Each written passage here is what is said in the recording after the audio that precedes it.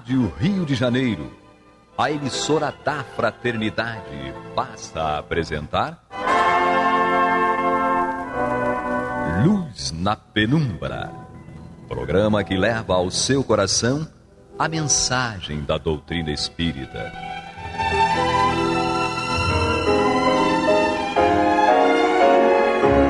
E com vocês, João Nogueira, para estudos de obras póstumas de Allan Kardec.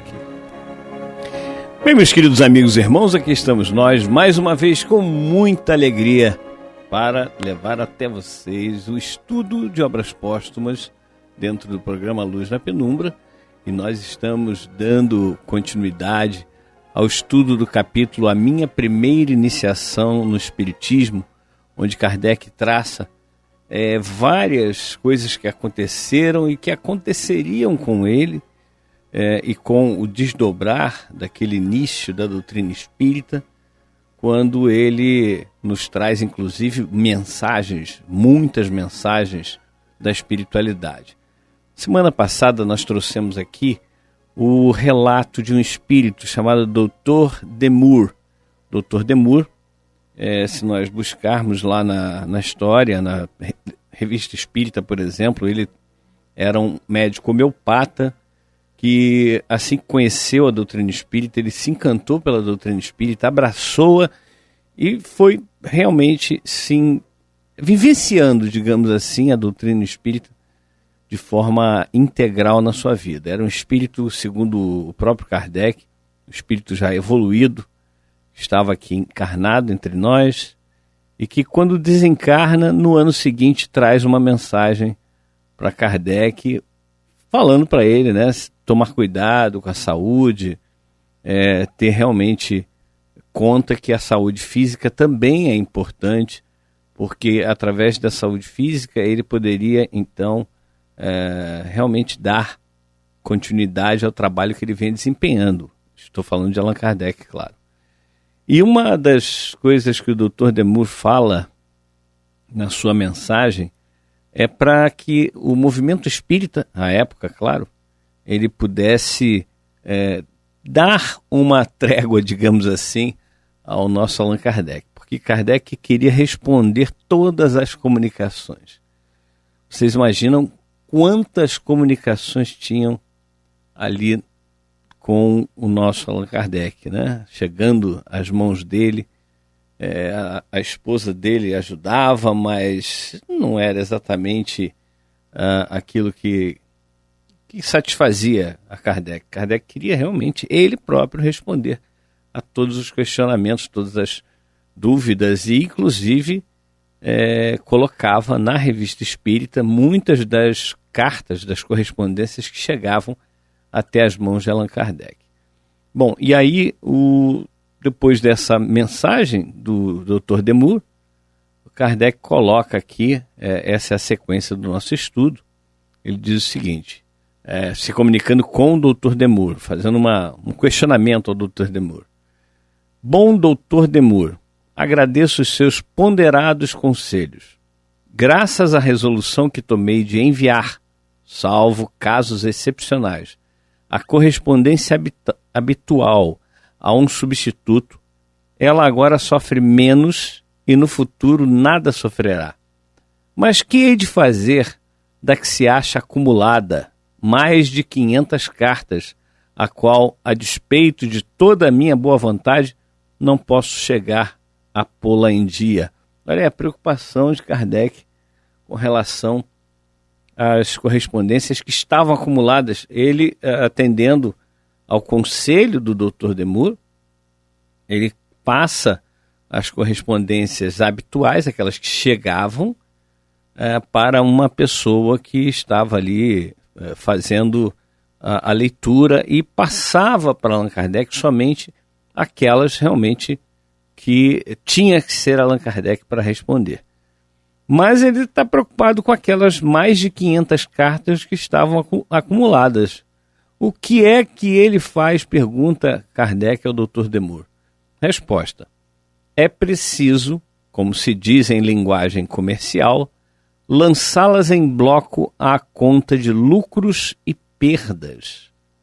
noticiando esta providência pela revista, os teus correspondentes saberão o que fazer, compreender-lhe-ão a necessidade e a considerarão justificada pelos conselhos que acabamos de dar. Repito, seria impossível que as coisas continuassem como têm ido. Tudo com isso sofreria a tua saúde e a doutrina. Convém, quando necessário, saber fazer os sacrifícios indispensáveis. Tranquilizado, doravante, sobre este ponto, poderás entregar-te mais livremente aos teus trabalhos ordinários. Eis o que te aconselha aquele que será sempre teu amigo dedicado. Demur. E aí Kardec coloca uma notinha dizendo: cedendo a tão sábio conselho, pedimos àqueles dos nossos correspondentes com os quais estávamos desde longo tempo em atraso, que aceitassem as nossas escusas e a manifestação do nosso pesar por não termos podido responder pormenorizadamente, como desejáramos, às suas atenciosas cartas, e que se dignassem de receber coletivamente a expressão dos nossos sentimentos fraternais. Esse é Allan Kardec, que tinha vontade de colocar tudo em ordem, responder todas as questões, todas as correspondências, mas era humanamente impossível para ele sozinho fazer isso. Vejam que, além das que chegavam, tinham mais de 500 cartas represadas lá, aguardando resposta. E a gente, numa escala muito menor aqui na rádio, né, a gente tem recebido muitas mensagens. Nós temos vários programas que chegam basicamente para os mesmos, né, para as mesmas pessoas, porque algumas pessoas aqui fazem mais de um programa e acaba sendo uma quantidade muito grande de correspondência. E a gente tenta, à medida do possível, responder, né, colocar aqui no ar as perguntas e as respostas, ou quando é uma colocação, né, muitas vezes é algo dizendo: olha, vocês falaram isso e não concordo, porque assim, a democracia, principalmente dentro da doutrina espírita, dentro da nossa rádio Rio de Janeiro, que promove a doutrina espírita, ela é um fator fundamental. Ninguém aqui é dono da verdade e nem quer ser dono da verdade, porque já sabe aquilo que Sócrates repetia várias vezes: só sei que nada sei. Quanto mais sei que nada sei. Conforme a gente vai aprendendo, conforme a gente vai estudando, conforme a própria vida vai nos ensinando, nós vamos percebendo o quanto ainda existem coisas para aprender. E aí a gente vai nesse crescimento percebendo o quanto é errado pensarmos que alguém está errado.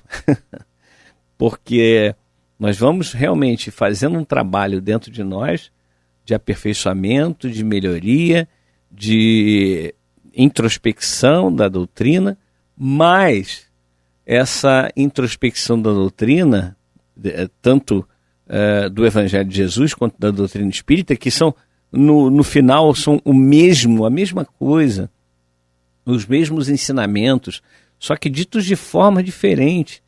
O próprio Jesus, há 2000 anos, disse na última ceia: agora vos falo por parábolas. Dia virá em que não vos falarei mais por parábolas, mas vos falarei abertamente a respeito do Pai. Jesus disse que ele, o próprio Jesus, naquele momento, há 2000 anos, falava por parábolas, falava por figuras de linguagem, mas que ele mesmo viria falar abertamente a respeito da doutrina do Pai. Aí está, quem tem olhos de ver, quem tem ouvidos de ouvir, quem quer realmente entender, perceber o que Jesus está falando. Ele estava dizendo que ele voltaria para nos falar abertamente a respeito dos ensinamentos de Deus. Está aí, ele, Jesus, sob pseudônimo de o Espírito da Verdade, nos falando abertamente a respeito da doutrina de Deus, dos ensinamentos de Deus. Jesus fala que aquilo que eu vos trago não é meu, mas daquele que me ensinou, daquele que me enviou. Jesus falando que não era ele que era o dono, digamos assim, dos ensinamentos, do conhecimento. Ele vinha trazendo aquilo que ele aprendeu com o Pai. Assim como cada um de nós estamos aprendendo com Deus, estamos evoluindo, estamos crescendo, estamos nas experiências da vida, junto com a teoria que nós vamos obtendo, nós vamos crescendo realmente, aprendendo, crescendo, sofrendo, sim, porque nós ainda temos muita coisa a aprender, e quando nós somos pequenos no ensinamento, na sabedoria, realmente fica difícil da gente saber, né? Dizer que sabe, dizer que eu sei. E voltando à frase do Sócrates, né? Só sei que nada sei, e quanto mais sei que nada sei. E isso não é uma questão de humildade, não. Isso é uma questão de realmente entender, perceber o que é que a doutrina espírita faz da nossa vida. Mas o Dr. Demure, que era um espírito preocupado com a saúde do Allan Kardec, inclusive ele fala na sua mensagem, que nós estudamos aqui na semana passada, que ele é ali, na verdade, um porta-voz, digamos assim, uma espécie de porta-voz dos espíritos superiores naquele momento. Ele estava ali servindo de mensageiro das mensagens ou das instruções dos espíritos superiores. E que ele estava querendo alertar Allan Kardec sobre o tipo de vivência, né, que Allan Kardec estava tendo, e que iria pôr em sofrimento, inclusive, além da saúde dele, a própria codificação, a própria doutrina espírita. Nós precisamos ter esse bom senso. Nós precisamos tentar colocar as coisas na prioridade. Qual é a prioridade da minha vida? Então nós temos aí a nossa doutrina espírita, em que nós precisamos vivenciá-la todos os dias, todos os momentos, né?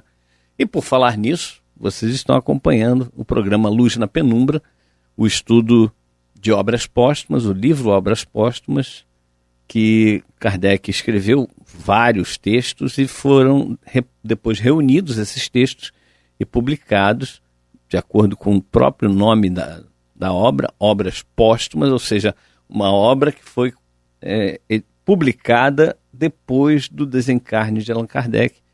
Esses textos todos foram reunidos pela esposa, ou viúva naquele momento, de Allan Kardec, Amélie Gabrielle Boudet, e junto com Leymarie, o editor, eles fizeram então publicar esse livro, Obras Póstumas. Um livro que nós estamos estudando no capítulo A Minha Primeira Iniciação no Espiritismo. Hoje estamos fizemos a leitura da pergunta e resposta, pergunta de Kardec e resposta do Dr. Demure. Semana passada estudamos a mensagem do Dr. Demure, e hoje estudamos a pergunta e resposta que Kardec faz a Dr. Demure, e resposta dele falando a respeito das muitas correspondências. E dá uma sugestão para Kardec, que Kardec coloca em prática. Ele vai a público na Revista Espírita e pede desculpas por não ter condições de responder a todas as perguntas, né? E então a gente tem que pegar isso que está ali, né? O estudo é para nós, ou seja, para que nós possamos refletir em nossas vidas, para saber se nós estamos realmente focando naquilo que realmente importa. Estava dizendo a respeito da prioridade. A prioridade só existe uma. Uma prioridade existe na nossa vida. As outras não são prioridades. Quando você tem mais de uma prioridade, é óbvio, só uma é prioridade, as outras não são prioridade. Então você vai coloca primeiro a prioridade da sua vida, qual é o mote principal, e depois bota em ordem as coisas importantes da sua vida. A minha prioridade é evoluir, crescer moralmente. Ok, e quais são as coisas importantes? Aí eu vou botar na ordem. As coisas importantes, visando inclusive essa evolução. É o trabalho no bem, é o estudo, mas o estudo observando dentro de mim o que está acontecendo, se eu estou realmente colocando em prática aquilo que eu estudo, fazendo a diferença na vida das pessoas, sendo uma pessoa melhor. Vamos listar as coisas importantes para atingirmos essa prioridade, né? Então, a prioridade é uma só e nós temos que verificar o que nós precisamos fazer para que atinjamos essa prioridade, para que nós possamos fazer com que essa prioridade seja obtida. E aí, quando nós estamos à frente de um trabalho, aí agora a gente pode pensar, né? Olha, Allan Kardec estava à frente do trabalho, né? Então vamos, como disse já, guardar as devidas proporções, mas vamos pensar no trabalho que nós estamos efetivando, né? Estamos executando. Quis Deus que eu pudesse chegar aqui à Rádio Rio de Janeiro e hoje fosse, além de programador, fosse um diretor da casa, um diretor da rádio. E logo o diretor financeiro, que é aquele que se preocupa com a entrada e a saída de dinheiro, né? E o dinheiro que não é nosso, o dinheiro que é administrado por nós, mas é doação de cada um de vocês que entende a importância dessa rádio. E a gente sempre repete, essa rádio é muito importante para muita gente. Eu sou o primeiro a dizer que ela é muito importante, foi muito importante, continua sendo e vai continuar sendo na minha vida. Porque em momentos muito difíceis da minha vida, ela foi fundamental. E eu tenho certeza que para muita gente, porque nós recebemos muitas comunicações de pessoas dizendo que graças a Deus existe a Rádio Rio de Janeiro, e graças a Deus a Rádio Rio de Janeiro estava no ar, ao vivo, em muitos programas aqui durante a pandemia. Isso fez com que muita gente conseguisse não pirar, como dizem por aí, né? E aí nós temos essa incumbência de fazer com que cada vez mais a Rádio Rio de Janeiro tenha saúde financeira para que possa fazer aquilo que se propõe, que é divulgar o Evangelho de Jesus, divulgar a doutrina espírita, fazendo com que as pessoas percebam onde é que podem se encaixar e como elas podem vivenciar, como elas podem levar adiante a sua vida. Então é muito importante que essa rádio ela tenha a sua prioridade, que é o quê? A prioridade da rádio é divulgar o Evangelho de Jesus e a doutrina espírita. Essa é a prioridade da rádio. Então, para atingir isso, o que nós precisamos? Precisamos, dentre outras coisas, né, o fundamental, claro, é ter aqui pessoas que divulguem a doutrina espírita, divulguem o Evangelho de Jesus de forma clara, de forma correta, porque às vezes a gente ouve por aí pessoas querendo pregar a doutrina espírita, mas de uma maneira assim que você não encontra na codificação aquilo que a pessoa diz.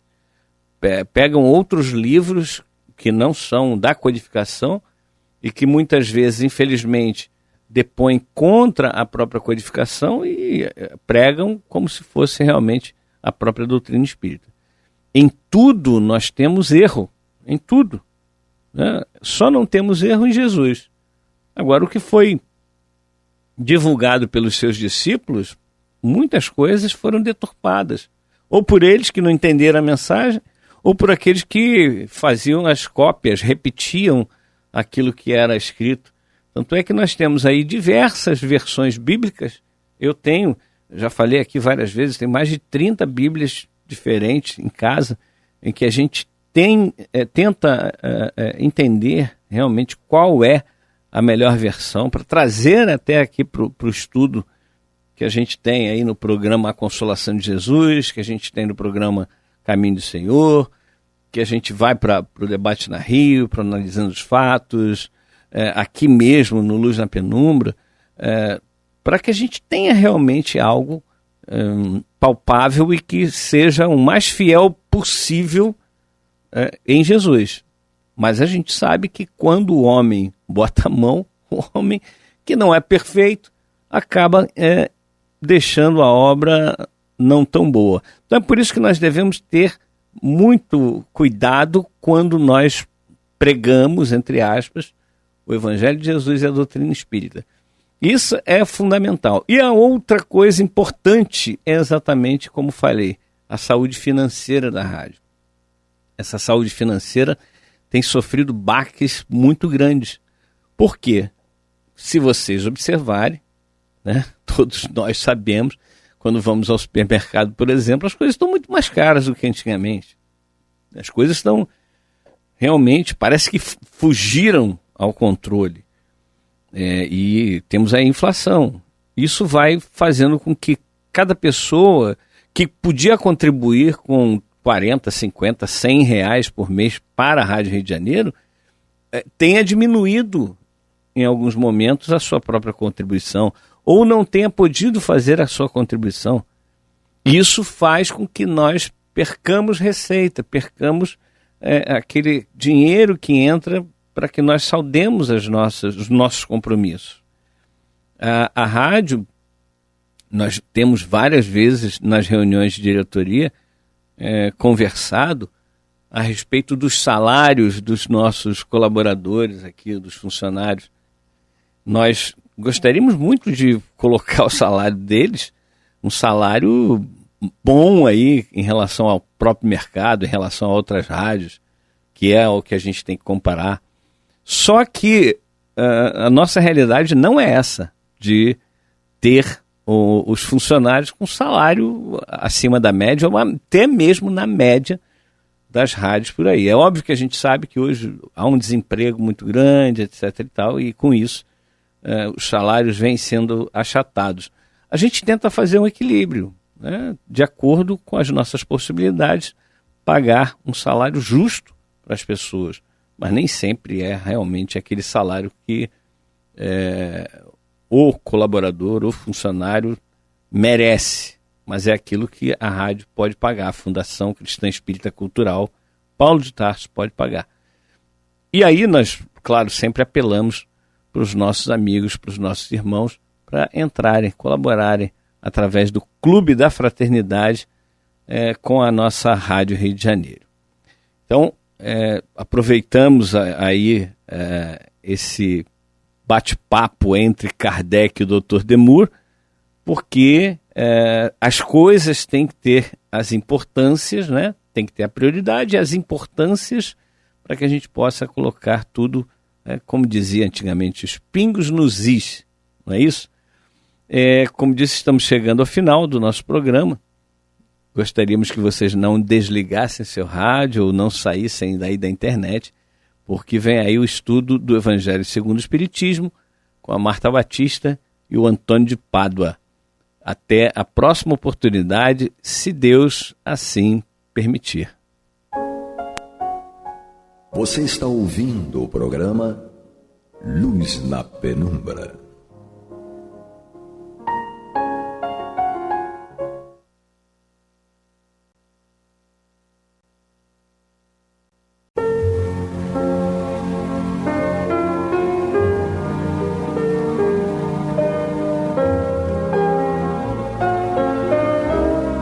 A Rádio Rio de Janeiro está levando ao seu lar e ao seu coração a mensagem consoladora da doutrina espírita, através do programa Luz na Penumbra.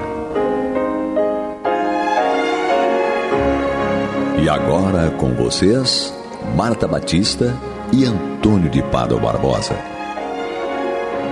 Boa noite, amigas e amigos ouvintes.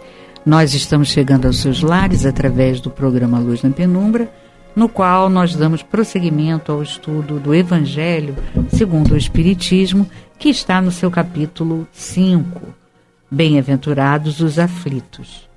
Hoje, com o nosso estimado Antônio de Pádua, como todas as semanas, nós estudaremos os itens 14 subsequentes que tratam do tema o suicídio e a loucura. E, para o suporte técnico, temos o nosso estimado Pablo. Então, vamos dar um olá para o Antônio, uma boa noite, e pedir que ele nos auxilie na compreensão desse tema, o suicídio e a loucura, e de que maneira, né, se há uma forma de você não cair nessa armadilha e se há como fazer. Olá, Antônio. Olá, Marta. Muito boa noite. Boa noite. A gente às vezes pensa que suicídio, loucura, não tem muita coisa a ver com essa história aqui que Kardec está propondo, que são as nossas aflições, né? Mas se a gente pensar bem, a pessoa quando se propõe a cometer o suicídio é porque deve estar numa aflição muito grande, né? Exatamente. E a loucura também pode ser uma consequência da aflição, ou seja, a pessoa não consegue resistir às dores causadas pela aflição e acaba perdendo o tirocínio, o entendimento e acaba partindo, ficando louca, ou até, se não está louca declarada, está louco o suficiente para cometer o suicídio, porque a pessoa que sã não vai cometer o suicídio. Claro. Então, como nós estudamos no último programa, a resignação ante as dificuldades, as aflições, Kardec aqui, nesse primeiro parágrafo, vai falar justamente sobre isso. O que leva a gente a esse ponto extremo do suicídio e da loucura? Como diz aqui, a calma e a resignação adquiridas na maneira de considerar a vida terrestre e a confiança no futuro dão ao espírito uma serenidade que é o melhor preservativo contra a loucura e o suicídio. Ou seja, para que a gente fique imune às tentações de suicídio ou que chegue ao extremo de ficar louco, é preciso que nós tenhamos calma e resignação na maneira que nós encaramos as coisas da vida aqui, da nossa vida terrestre, e adquiramos confiança no futuro, aquilo que nós estamos falando desde o começo do livro. A fé no futuro, fé na vida futura, confiança em Deus, na justiça de Deus, confiança nas leis do universo. Então isso nos dá realmente uma calma para encarar a dificuldade. Vem uma dificuldade muito grande, mas encarar, porque eu tenho confiança em Deus, tenho confiança no futuro, que isso um dia vai passar, e fico resignado, me resigno ante a dificuldade, porque eu entendo que eu estou passando por aquilo por motivo, tem uma justiça ali, amparando os motivos que me deram esse sofrimento. Então nós temos um respaldo para evitar que cheguemos a esse ponto do suicídio e da loucura, que a pessoa chega a esse ponto pelo desespero que se encontra nas suas aflições, nas suas dificuldades, pelas quais todos nós passamos. Todos que estamos aqui neste planeta de provas e expiações é porque, eventualmente, vamos sofrer essas expiações, passar por provas, e elas podem ser de tal forma que a gente não resista. E aí gera esse problema. E como é que a gente vai resistir? Com calma, resignação, confiança no futuro. Então, só na primeira sentença aqui já de estudo, não precisava nem se alongar para o resto do texto, porque isso aqui já nos mostra o que é a proposta de Kardec, qual é a proposta do Espiritismo para nos aliviar das aflições, que são as piores coisas pelas quais nós passamos, são as aflições. É o inverso do bem bom, é a aflição. Nós não queremos uma aflição, ninguém quer passar por aflição, mas já que vamos passar, vamos tentar passar galhardamente, sim, com elegância, com confiança, com fé no futuro, com resignação. Então diz ele aqui, com efeito, é certo que a maioria desses casos de loucura se deve à comoção produzida pelas vicissitudes que o homem não tem coragem de suportar. A coisa é tão grande falta você coragem para suportar, ou você enlouquece ou quer acabar com a vida. Se, portanto, pela maneira com que o Espiritismo o faz encarar as coisas deste mundo, o homem recebe com indiferença, mesmo até com alegria, os reveses e as decepções que o teriam desesperado em outras circunstâncias. É evidente que essa força que o coloca acima dos acontecimentos preserva-lhe a razão dos abalos que, se não fora isso, o teriam perturbado. Então está claramente aqui demonstrado que isso vai evitar que nós cheguemos a esse extremo, suicídio, loucura, ou se não chegarmos a esse ponto, fiquemos num desespero tal que faz com que nós cometamos mais erros. Aí não por dolo, mas por não estar equilibrado o suficiente. Acaba errando até o caminho de casa, tropeça na rua, porque o desespero é tão grande, você não presta atenção, acaba sofrendo um acidente. Você não fez aquilo de propósito, nem por dolo, nem para prejudicar ninguém. Mas você está tão desesperado que fica desatento. É verdade. Então não chegou ao ponto do suicídio, da loucura, mas é um caso drástico. E qual é a maneira que você tem de encarar isso? É você ter confiança no futuro, na justiça de Deus, ter calma e resignação para enfrentar as coisas. Além do que, quando você está com calma e resignação, confiante, os espíritos vêm em seu socorro, lhe ajudar, que você está numa vibração boa, necessitando de ajuda, eles têm como. Agora, se você está fervendo, eles podem querer ajudar, mas não conseguem nem chegar. Pensar que nem um arame farpado, como é que eles vão chegar perto? E você nem percebe, né, a presença deles. Né? Não percebe, você fica no desespero. Tem gente que nem acredita nisso, então eles têm mais dificuldade. Então a vida para eles só transcorre de uma maneira serena quando está numa boa. Quando a vida está numa boa, vai tudo direitinho, mas bastou um tropeço, uma coisa, cai num desespero tal. E nós sabemos que vão passar na vida tanto horas boas quanto horas não boas. Então nós temos que estar equipados para enfrentar os dois casos. Não abusar demais quando está na boa, com a soberba, com o desperdício, né?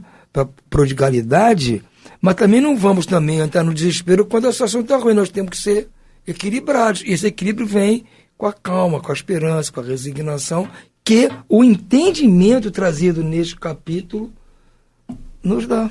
É verdade. Entende? Então, eu acho que...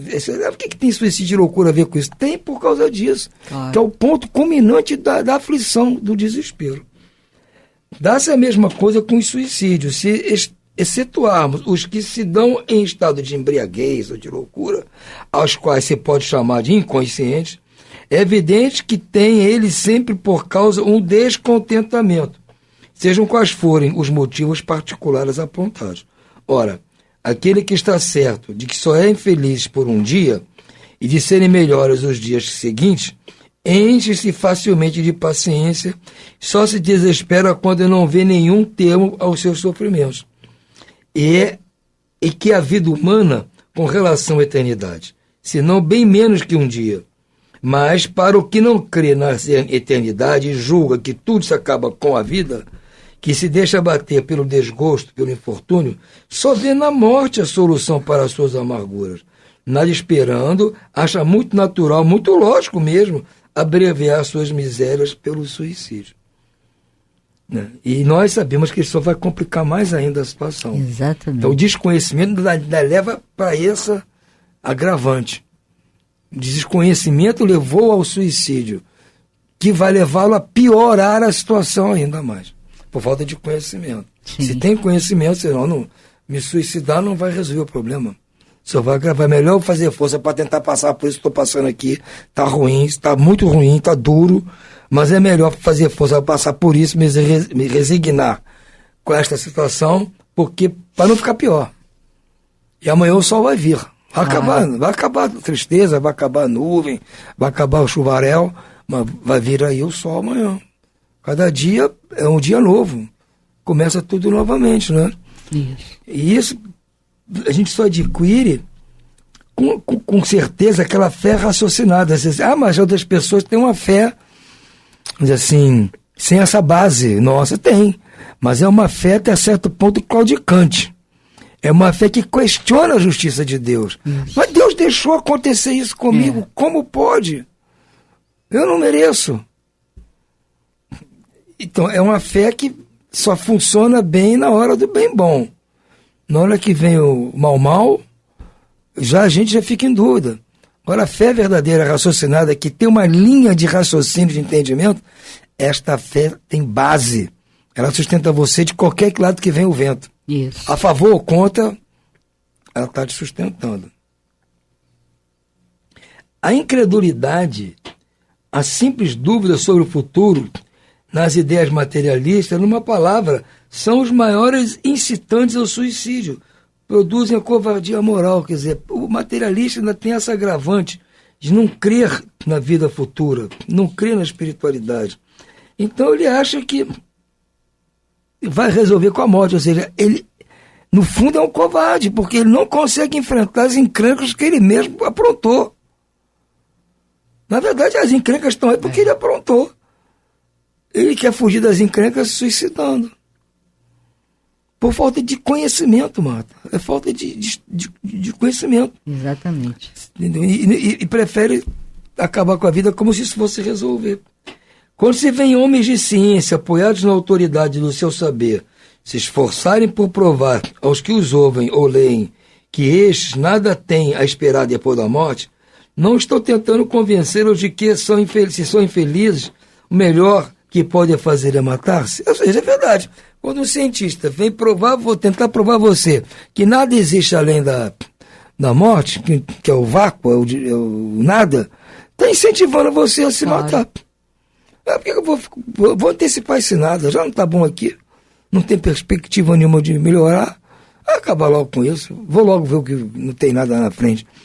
Então, no fundo, eles estão meio que cúmplices nessa história, né? Sem dúvida. Não sei se vão arcar com alguma responsabilidade nisso ou não. Não cabe a mim aqui julgar, mas dá a impressão que, pelo que Kardec está falando aqui, que eles vão ter uma certa responsabilidade nisso. Que eles poderiam dizer para desviá-los dessa consequência? Que compreensão podem oferecer-lhes? Que esperança eles podem dar? Nenhuma, a não ser o nada. Daí se deve concluir que se o nada é o único remédio heróico, a única perspectiva, mais vale cair nele imediatamente e não mais tarde para sofrer por menos tempo. Começou a chover, pum, me mato. Me matar, vai chovendo. Você tem que saber que um dia a chuva para. Não adianta. Não, começou a chover, vou me matar logo que eu não quero me resfriar. É verdade. Só pode ser isso, cara. Meu Deus do céu. A propagação das ideias materialistas é, pois, o veneno que inocula a ideia do suicídio na maioria dos que se suicidam. E os que se fazem seus defensores assumem terrível responsabilidade. Então estava certo, tá vendo? Com o Espiritismo, a dúvida já não é possível, modificando-se, portanto, a visão que se tem da vida. O crente sabe que a existência se prolonga indefinidamente para além do túmulo, mas em condições muito diversas. Daí a paciência e a resignação que o afastam muito naturalmente de pensar em suicídio. Daí, numa palavra, é a coragem moral. Para enfrentar as vicissitudes tem que ter coragem moral. Coragem física, material, a coragem moral de enfrentar a história. Porque muitas vezes o problema que leva ao suicídio é um problema moral. Não é econômico, não é doença, não. É um problema moral que você causou e agora está com dificuldade de enfrentar a responsabilidade que o problema está trazendo. Aí apela para o suicídio. É falta de coragem de enfrentar a própria encrenca que você inventou. Se você sabe que você inventou aquilo, você sabe que se você inventou, você pode desinventar. Mas se você for capaz de inventar uma encrenca, Deus não vai deixar você sem solução. E a solução está em você. Mas se eu fiz a lambança, se eu sujei, eu vou limpar. Se eu quebrei, eu vou colar. Se eu espalhei, eu vou juntar. Ué, se eu fui capaz de fazer tudo errado, por que eu não posso fazer o certo? Sim. Vou trabalhar para isso. Não, prefiro me afastar, me mato e acaba o problema. Deixa para os outros juntar, para os outros limparem. Então, seu raciocínio leva a ver que você está criando mais problemas ainda. Com certeza. Entendeu? E que não pode ser terceirizado. Não tem como. Mas quem somos nós aqui para me excluir na cabeça de cada um. Kardec está falando aqui, mas nem todo mundo entende, nem todo mundo aceita. Precisa de coragem para encarar isso aqui, Marta. É verdade. Precisa de coragem para enfrentar as dificuldades. Né? E a coragem vem do alicerce que você tem. Seja um alicerce moral ou físico ou moral. Você tem um alicerce moral, que a doutrina lhe traz, lhe propõe, você consegue ter coragem moral para enfrentar a dificuldade. Até porque, eu repito, nós sabemos que nesse momento não estamos sós. Nós, amigos espirituais, vendo a nossa disposição para enfrentar o problema, para sair do problema, vem em nosso auxílio. Se o problema valia 100, passa a valer 10. Como você leu no outro dia, que o credor diminui a conta quando eu ver que você está a fim de pagar. Você está a fim de pagar? Tá, então vamos resolver aqui, diminuir para você sair logo de uma vez. É o que eu falei, é o esforço que você faz para vencer as suas dificuldades. O universo todo vive em função do esforço. O que é o esforço? O esforço é o trabalho. Trabalho é vai resultar em alguma coisa. Trabalho na física é a mesma grandeza da energia. Força vezes espaço. Então, o universo vive disso. É o esforço que sempre alguém ou algo está fazendo no universo para que ele funcione. E aí isso dá-se o nome ou de trabalho ou de energia. Quando está acumulado, não está se empregando, é energia. Quando você começa a usar essa energia, ela tem o nome de trabalho. Sim. Então, nós temos que trabalhar sempre para poder movimentar as coisas e podemos melhorar. Então, vamos usar o trabalho em benefício nosso, ou seja, de nos tirar do atoleiro. Se eu estou no atoleiro, eu vou trabalhar para sair do atoleiro. Eu tenho energia dentro de mim para isso. Eu tenho. E os amigos vêm ajudar, porque estão vendo o meu esforço. Estão vendo que eu estou seguindo a regra básica do universo, que é me esforçar. Me esforçar para me tornar melhor, me esforçar para sair da encrenca, me esforçar para ajudar os outros, me esforçar para aprender. Todo esse esforço faz com que a gente consiga viver melhor. Não é que deixe de passar pelas dificuldades, mas vamos passar meio que, como diz aqui, meio que por cima. A dificuldade está ali, mas eu estou no comando, eu estou pilotando a nave. Tem a dificuldade, mas está no meu controle aqui. Entendeu? É como aquele piloto que pousou no Rio Hudson. O avião parou os motores, porque os gansos queimaram os motores. Ele ficou frio, calmo, não, peraí, está comigo. Eu vou pousar na água. Então, ele não ficou desesperado, deu chilique, ataque, se matar, ou ficou maluco, não. 150 tantos passageiros. Vou pousar na água. Você acha que ele estava sozinho? Entendeu? Tava lá os irmãos Wright, Santos Dumont, tudo com ele lá para pousar aquele troço, cara. Vamos pousar aqui. Esse filme é maravilhoso. É, né? Porque ele sabia o que estava fazendo, confiava em si. E vou fazer, cara. Não ficou desesperado, dando ataque. Não, vou fazer, pronto. Não foi nem ele que botou na encrenca, foram os gansos. É. Mas a encrenca tá aí, eu tenho que resolver. Então você vai fazer. É essa coragem moral que a gente tem que adquirir. Isso. Vai enfrentar, porque a dificuldade tem. Você daqui, não sei se uma dificuldade aqui na esquina, outra em casa, outra. É toda hora. Não pode desesperar. Eu tenho que tocar para frente. E graças a Deus, não estou sozinho nisso. Tenho certeza absoluta. O Espiritismo ainda produz, sob esse aspecto, outro resultado igualmente positivo e talvez mais decisivo. Ele nos mostra os próprios suicidas a nos informar sobre a situação infeliz em que se encontram e a provar que ninguém viola impunemente a lei de Deus que proíbe ao homem abreviar sua vida. Entre os suicidas encontramos aqueles cujos sofrimentos, mesmo sendo temporários, em vez de eternos, não deixam de ser menos terríveis, levando-os a refletir que não vale a pena sair daqui antes do tempo ordenado por Deus. O espírita tem, assim, vários motivos para contrapor a ideia de suicídio. A certeza de uma vida futura na qual ele sabe que será tanto mais feliz quanto mais infeliz e mais resignado haja sido na terra. A certeza de que, abreviando a sua vida, chega a um resultado inteiramente oposto ao que esperava, que se liberta de um mal para cair no outro ainda pior, mais longo e mais terrível, que se engana ao se matar, que vai mais depressa para o céu, que o suicídio, quer dizer, se engana que se ao matar vai mais depressa para o céu, que o suicídio é um obstáculo à reunião no outro mundo com aqueles que foram objeto de suas afeições e aos quais esperava encontrar. E na própria Igreja Católica no passado, não enterrava os suicidas no cemitério, que todos eram cemitérios no fundo da igreja, né? Ou em sepulturas nas paredes da igreja. O suicida não podia ser enterrado ali, você vê. A igreja já tinha uma noção para mostrar para as pessoas que o suicídio não é uma boa, né? Ela não tinha essa ideia aqui do Kardec, mas já tinha a noção de que não é conveniente. Era uma infração, né? Partir para o suicídio. A consequência de tudo isso é que o suicídio, só lhe trazendo decepções, é contar aos próprios interesses. Por isso mesmo é considerável o número dos que têm sido impedidos de suicidar-se, graças ao Espiritismo, sendo justo concluir-se que, quando todos os homens forem espíritas, oxalá, não haverá mais suicídios conscientes. Comparando-se, pois, os resultados das doutrinas materialistas e espíritas sob o ponto de vista do suicídio, verificamos que a lógica das primeiras conduz a ele, quer dizer, conduz ao suicídio. Quanto à lógica espírita, o evita o suicídio, o que é confirmado pela experiência. Não. Então, Marta, é aquele negócio.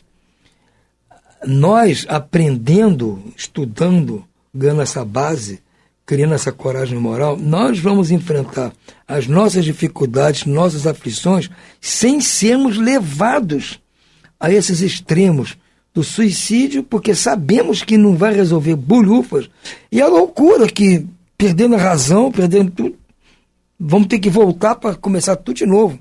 Que um dia vamos estar lúcidos para continuar encarando o problema. Sim. Se a loucura nos afastou, na outra encarnação vamos vir sem loucura para continuar enfrentando aquilo que aparentemente nos livramos. É verdade, Antônio. Quer dizer, então, na realidade, o que a gente precisa, diante das dificuldades, né, que nós enfrentamos, é essa certeza, essa fé no futuro, essa certeza de que Deus é justo, é bom, é misericordioso, e se você está passando por alguma dificuldade, tem uma razão de ser, aquilo não é aleatório, né? Não é injusto, porque Deus é perfeito, bom e justo, e nessa certeza você então adquirir calma, adquirir resignação, entendendo que aquilo vai passar. Olha, por pior que seja, vai passar. E a informação que ele nos deu, no último estudo, era de que o auge do sofrimento é o prenúncio da cura. Então, se eu estou passando por algo muito difícil, muito complexo, muito doloroso, eu já sei que a cura está chegando. Ou seja, vai passar em breve. Então, se eu tenho certeza que vai passar em breve, que Deus é justo e que quem produziu aquela dificuldade fui eu mesmo, com certeza só me cabe ter calma, ter resignação e fé no futuro, na certeza de que isso tudo vai passar e você vai ter um novo amanhecer tranquilo, né, calmo, sem tempestade.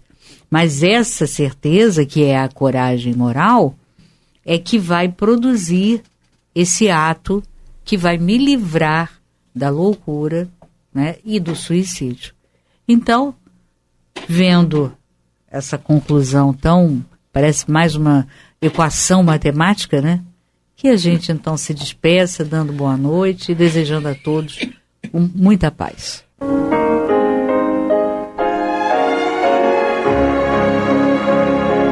E vamos ouvir agora a prece de encerramento de nosso programa, na voz de Geraldo de Aquino.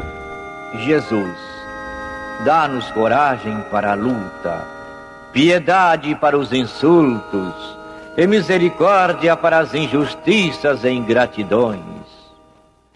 Limpa nossa alma de inveja e ambições mesquinhas, de ódio e de vingança o nosso caminho.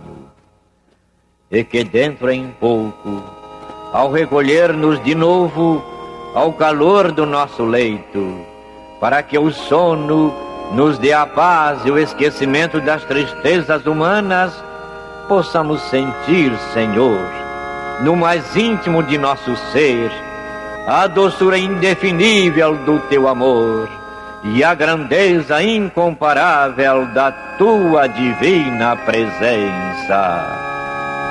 Que assim seja.